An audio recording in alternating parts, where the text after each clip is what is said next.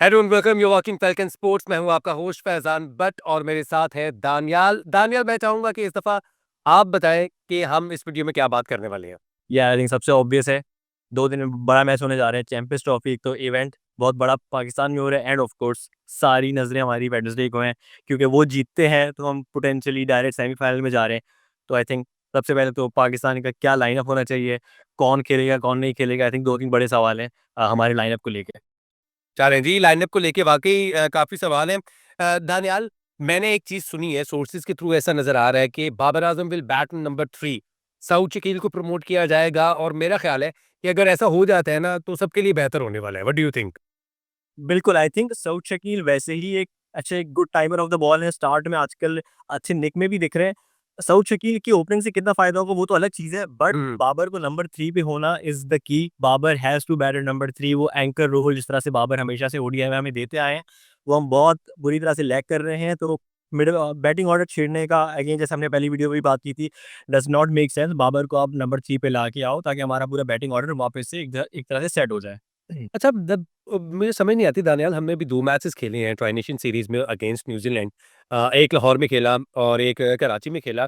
अब कराची में न्यूज़ीलैंड ने दूसरा मैच भी खेला है, जो कि खेला है warm up match against Afghanistan. वो हार गए हैं अफ़गानिस्तान से, ठीक है? मतलब कि उनके पास स्पिनर्स अच्छे हैं, ये समझूँ मैं, या फिर वार्म अप मैच था तो उन्होंने कहा चलो कोई बात नहीं, हम ट्राई नेशन सीरीज़ जीते हैं, हमारा यूनिट जो है वो ऑल टुगेदर इज़ सॉलिड।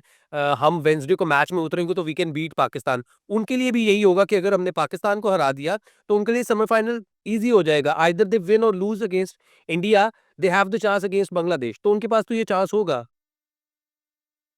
बिल्कुल, आई थिंक एक तो पहली बात, वार्म-अप में आई गेस उन्होंने ऑब्वियसली मैच को हल्का ही लिया होगा, हुँ। जान भी नहीं मारी होगी। दे उनके हर किसी के प्लेयर के बैक ऑफ द माइंड होता है कि यार बड़े मैच से पर इंजर्ड नहीं हो जाए। तो I think yes, even though Afghanistan की स्पिन अच्छी है, बट कोई बात नहीं, न्यूजीलैंड ने इस मैच को काफ़ी लाइटली लिया होगा। अगेन कॉन्फिडेंस उनके पास फुल ऑफ कॉन्फिडेंस है, 2 दफ़ा पाकिस्तान को मार के आ रहे हैं इस टूर्नामेंट में।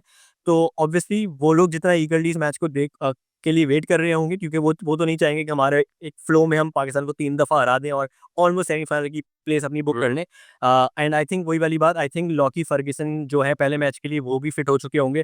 तो एक बहुत बड़ा एडेड बूस्ट मिलने वाला है न्यूजीलैंड को। एंड अगेन पेस के खिलाफ हमारे बॉलर्स का क्या हाल होता है जब बाउंसर्स पड़ना शुरू होती है, तो वो एक आई थिंक एक मजे का चैलेंज होगा।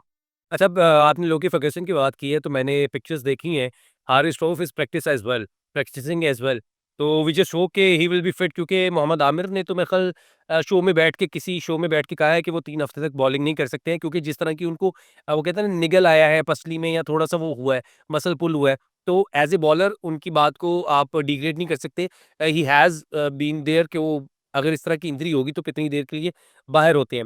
हारिस रऊफ अगर, अल्लाह ना करे ऐसा हो, लेकिन हारिस रऊफ अगर टीम में नहीं होते, तो डू यू थिंक के that will be impactful for Pakistan in the losing cause?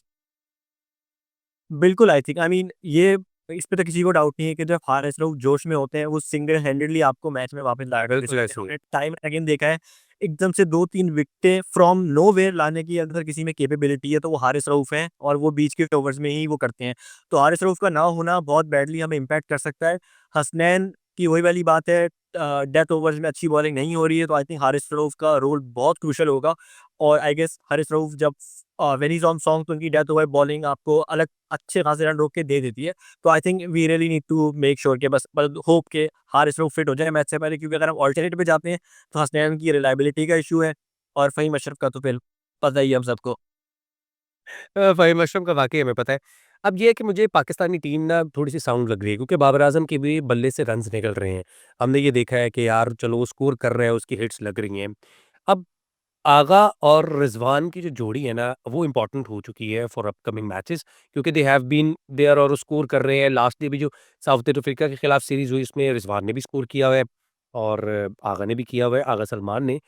लेकिन उसके बाद after 3 to 5 wickets, Tayyab Tahir, even though Kamran गुलाम खेलते हैं या साउथ शकील, उनमें से डिसाइड करना होगा। अब उसके बाद मुझे ना बैटिंग नज़र ही नहीं आ रही। जिस तरह की अभी उस दिन हमने बात की थी ना, तो आप कह रहे थे कि इंडिया की बैटिंग 4 या 5 तक चलती है, उसके बाद प्रॉपर बॉलर आ जाते हैं। मैं कहता हूँ पाकिस्तान की बैटिंग चल रही है 4-5 तक, उसके बाद 2 नल्ले और उसके बाद बॉलर्स। मेरा ख़्याल ये है। हाँ, आई थिंक एक तो मसला एक तो ये है कि हमारे पास सारे ही एक जैसे बैट्समैन हैं। तैयब ताहिर अपने एंड से ट्राई ज़रूर करते हैं, लेकिन आपको 100 के स्ट्राइक रेट इवन दो बुरा नहीं है, but again modern day cricket की बात करें, आपको चाहिए 4 डाउन के बाद वो प्लेयर जो आपका यूँ गेम बदल सके। और हमारे पास तैयब ताहिर को हटा दें तो फिर बचते हैं खुशदिल शाह। तो मतलब हमारी बैटिंग पोटेंशियल 4th डाउन के बाद, मतलब अगर बड़ा टारगेट किसी से मिल गया या कोई बड़ा टारगेट इसमें रिक्वायर्ड थ्रू आउट 5.5 के ऊपर हो, तो मुश्किल हो जाएगा, मतलब क्योंकि ऑब्वियसली हम अभी-अभी जीते 350 करते हुए, बट रिजवान और सलमान आगा ऐसी इनिंग हर दफ़ा नहीं खेल के देंगे। बीच के 2 प्लेयर 100 मारे, ये बहुत रेयरली होता है।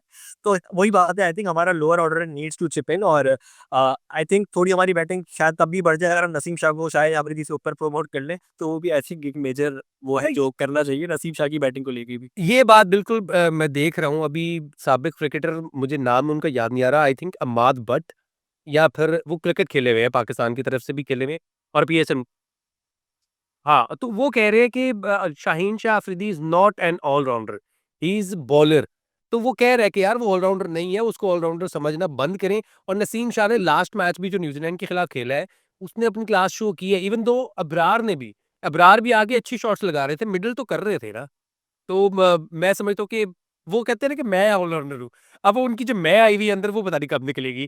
अभी जस्ट हो के पाकिस्तान जो है इस मैच को जीत ले क्योंकि पहला मैच हमेशा से हर टीम के लिए Daniyal you would agree about that कि हर टीम के लिए पहला मैच इम्पोर्टेंट होगा। इवन दो बांग्लादेश, इंडिया हो, इंग्लैंड ऑस्ट्रेलिया हो या अफ़गानिस्तान, साउथ अफ्रीका इस तरह के जो पहले-पहले मैच है ना, वो पूरी टीम कहेगी यार हम जीत जाए पहला मैच, तो वो एक ना मेंटली तौर पे सिक्योर हो जाएँगे। यार 1 मैच जीत रही है, ਹੁਣ ਅੱਗੋਂ ਇੱਕ ਜਿੱਤਣਾ है ਤੇ ਅਸੀਂ सेमीफाइनल ਵਿੱਚ।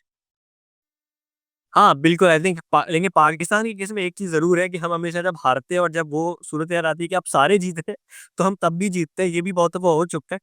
पर हाँ, बट इसमें ये है कि एक मैच सेकंड इंडिया से होगा, तो yes obviously back of the mind सबके प्लेयर्स के होगा कि पहला मैच जीत के सुकून कर लें, थोड़ा रिलैक्स हो जाएँ कि एटलीस्ट अगर इंडिया से हारते हैं तो बांग्लादेश से आपके पास जीत के ईज़ी चांस होगा पोटेंशियली, ऑब्वियसली आजकल तो कुछ भी हो सकता है क्रिकेट में। एंड आई थिंक इससे पहले वाली आपकी जो बात ऑलराउंडर वाली बात, आई थिंक वो अपने आप को क्यों ऑलराउंडर समझते हैं उसमें बहुत आई थिंक शायद शाहिद अफरीदी का भी कसूर है। उन्होंने शायद उनको क्या पट्टियाँ पढ़ाई हुई होंगी। But at the same time Lahore Qalandars की कैप्टेंसी में जो वो 2-3 डाउन आके जो 2-3 50 हो गए ना, आई थिंक वो हमें थोड़ा-सा ना परसेप्शन चेंज करने में बड़ा फोर्स कर रहे हैं। Even though I think on a serious note Naseem Shah is a much better batsman, मतलब आप देखें, वो बड़ा सेंसिबल होकर खेलते हैं, वो उनको स्पिन को आगे बढ़ के शॉट मारते हैं। इवन ऑस्ट्रेलिया में जो 40 ऑड रन्स बनाए थे नसीम शाह ने, तो नसीम शाह तो एक बहुत आई थिंक मैच्योर तरीके से बैटिंग करते हैं। बाबर आजम में था 196 बाबर आजम ने जब 196 स्कोर किए तो ऑन द अदर एंड कौन थे? नसीम शाह थे और टेस्ट मैच चल रहा था अगेंस्ट आई थिंक ऑस्ट्रेलिया और इवन ऑस्ट्रेलिया। तो नेथन लाइन की बॉल को आपने रोकना है, आपने दूसरे बॉलर से श्रीलंका वाला भी मैच था जिसमें बाबर ने सेंचुरी मारी थी, उसमें भी नसीम शाह ने आई थिंक कुछ 70 स 80 बॉलें एक एंड पर खेली थी। श्रीलंका में भी एक जो बाबर की सेंचुरी थी 2-3 साल पहले, उसमें भी नसीम शाह का बहुत क्रूशियल रोल था दूसरे एंड पे। अच्छा दानियाल ये कितना कैसी हम बात कर रहे हैं। यार क्या अभी पुरानी बात नहीं है, ये 2023 से पहले की बात हम कर लें, नेपाल वाली मैच से पहले जब बाबर आज़म ने अपनी आखिरी सेंचुरी स्कोर की थी, सारे आउट हो रहे होते थे। वीडियोज़ में देख रहा हूँ कि दूसरे एंड से आउट हो रहे हैं, बाबर टिका हुआ है, एंड पे आके जो है ना बाबर साहब 100 कर रहे हैं, 126 कर रहे हैं और टेस्ट मैच में भी और वनडे में भी। पता नहीं वो दिन कब वापस आएँगे क्योंकि एक फ्रस्ट्रेशन हमें भी हो रही है, कि यार कब, अब कब? क्योंकि हमारा वो टेम्परामेंट नहीं है कि जिस तरह के इंडिया के लोगों का था। जी, विराट कोहली ने इतनी देर परफ़ॉर्म नहीं किया, लेकिन उनके पास अदर ब्रांड्स थे या अदर प्लेयर्स थे मेगा स्टार्स कह सकते हैं। रोहित शर्मा थे उनके पास युवराज सिंह थे, इस तरह के प्लेयर्स थे, वो उनके ऊपर रिलाय कर लेते थे। अब पता नहीं बाबर आज़म कब फ़ॉर्म में आएँगे?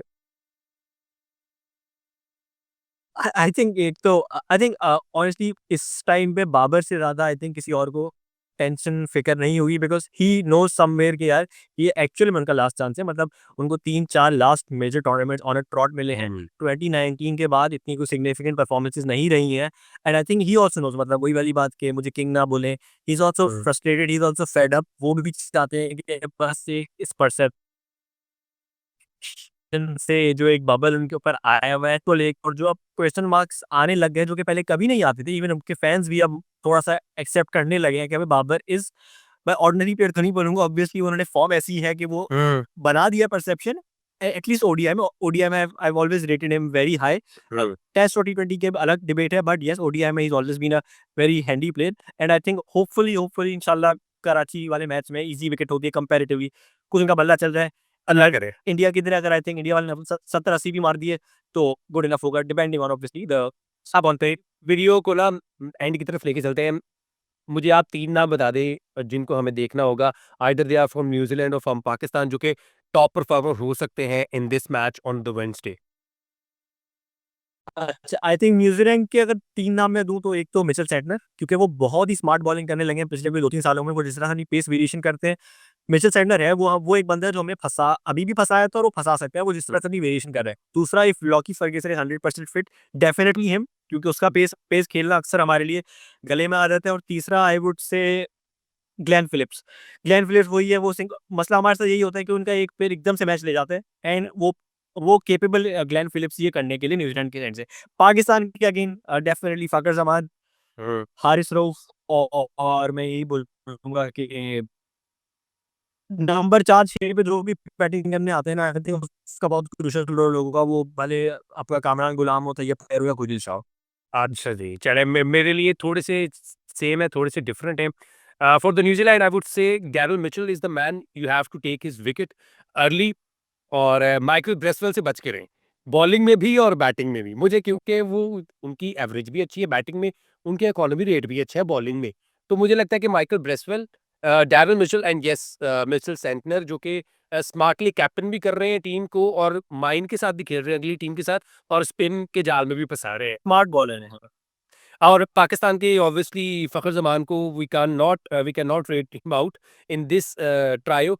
Fakhar Zaman I would say second one Haris Rauf yes. लोग उसे बहुत कहते हैं टेपिया टेपिया और शाहीन को बहुत ओवररेट करते हैं और इसको बहुत अंडररेट करते हैं। आई वुड नेवर से कि ही इज़ अंडररेटेड बॉलर। वो जिस दिन वही आपकी बात जिस दिन उसकी जोश लग रहा हो ना, जिसको उसको पता है कि यार मेरी आज बॉल 140-45 की निकल रही है, तो अगली ऑपोज़िशन के बीच में से गुज़र जाएगा वो, जहाँ तक मेरा ख़्याल है।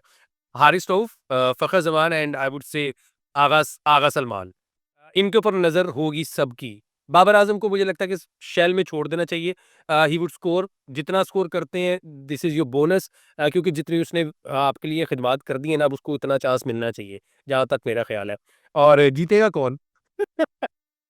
आई थिंक पाकिस्तान के ही लग रहे हैं इंशाल्लाह। इंशाल्लाह। अगर ओके लग रहा है, ये अंदर का ऑप्टिमिज्म तो यही कह रहे हैं। हाँ, वो कहते हैं ना देयर इज़ तभी मैंने बताया कि मैं ये मैच मैच देखने भी जा रहा हूँ स्टेडियम 19 को, तो होपफुली अच्छा मैच देखने मिले ताकि मज़ा भी डबल हो जाए। चले हमें ये पहले बताना चाहिए था कि दानियाल जो है वो इस मैच को ग्राउंड में बैठ के एंजॉय भी करेंगे जस्ट होप कि पाकिस्तान ये मैच जीते। दानियाल जो है ना अपने और जो है ना बातचीत खोलते हुए जो है ना बाहर निकले और लोगों से बात ज़रूर कीजिएगा उनकी कैसी राय है। और तीसरी चीज़ कि येस वी वांट कि पाकिस्तान जीते, लेकिन I think there is something left कि न्यूज़ीलैंड जो है ना हो सकता है। मैं कहना नहीं चाह रहा हूँ, मेरे मुँह से वो बात निकल नहीं पा रही है, लेकिन देयर इज़ क्योंकि वो न्यूज़ीलैंड जो है ना पूरी पक्की टीम हो चुकी हुई है। हमारे अभी तक फ्लॉज़ हैं, लेकिन ऑल्सो एपी ऑब्वियसली वो है कि पाकिस्तान अनप्रेडिक्टेबल है, कभी भी कहीं से भी मैच जीत जाती है। अब 300 जो 56 या 52 स्कोर किया तो वो किसी को उम्मीद नहीं थी। मुझे भी उम्मीद नहीं थी जब 91 में 3 आउट हो गए थे, लेकिन जब घर पहुँचा तो देखा यार ये तो 74-74 दोनों कर चुके हैं। चलिए जी आज के शो से फ़िलहाल इतना ही और नेक्स्ट मिलेंगे आपके साथ बात करेंगे इंडिया वर्सेस बांग्लादेश कौन-सी टीम स्ट्रॉन्ग है? ये आपको पहले ही मुझे लगता है पता है कि इंडिया स्ट्रॉन्ग है। दानियाल अल्लाह हाफ़िज़। फैल्कन स्पोर्ट्स को आपने सब्सक्राइब करना है। दानियाल का मैं इंस्टाग्राम हैंडल आपको नीचे दे देता हूँ। अल्लाह हाफ़िज़। थैंक यू, अल्लाह हाफ़िज़।